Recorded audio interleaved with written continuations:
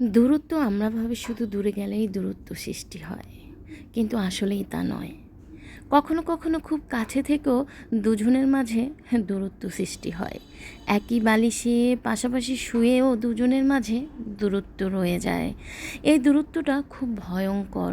মানুষটা খুব কাছে, তবুও তাকে কিচ্ছু বলা যায় না। দুজন ঠোঁটে ঠোঁট রাখে, একসাথে দৈহিক সম্পর্ক করে, তীব্র যৌনতায় একে অপরকে জড়িয়ে ধরে, তারপরও কি দুজনের মাঝে দূরত্ব থাকতে পারে? হ্যাঁ, পারে। কত সুন্দর সম্পর্ক নষ্ট হয়ে যায় এই দূরত্ব ঘুচাতে না পেরে। এই দূরত্বটা শরীরের না, এই দূরত্বটা মনের। শরীর তো ছুঁয়ে দেওয়া যায় সময়ে অসময়ে, কিন্তু মন ছুঁয়ে দেখার সাধ্য আছে কজনার? মনের কাছাকাছি আসতে পারে কজনা? কজন রাখি মনের খবর? দিন শেষে মাথায় হাত বুলিয়ে দিয়ে কজন জানতে চাই, আচ্ছা তোমার মন ভালো আছে তো?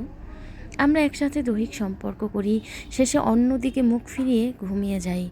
কখনো কি পাশের মানুষটার মানসিক প্রশান্তির কথা চিন্তা করেছি?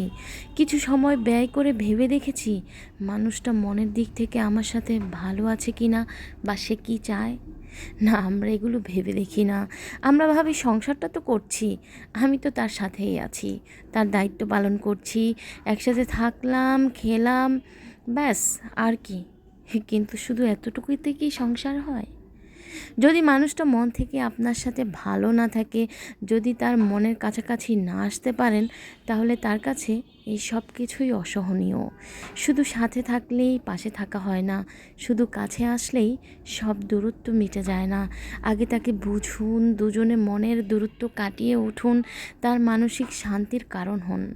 দেখবেন তখন সংসারটা স্বপ্নের মতো মনে হবে, আর স্বপ্নের সেই সংসারে দুজনেই খুব ভালো থাকতে পারবেন।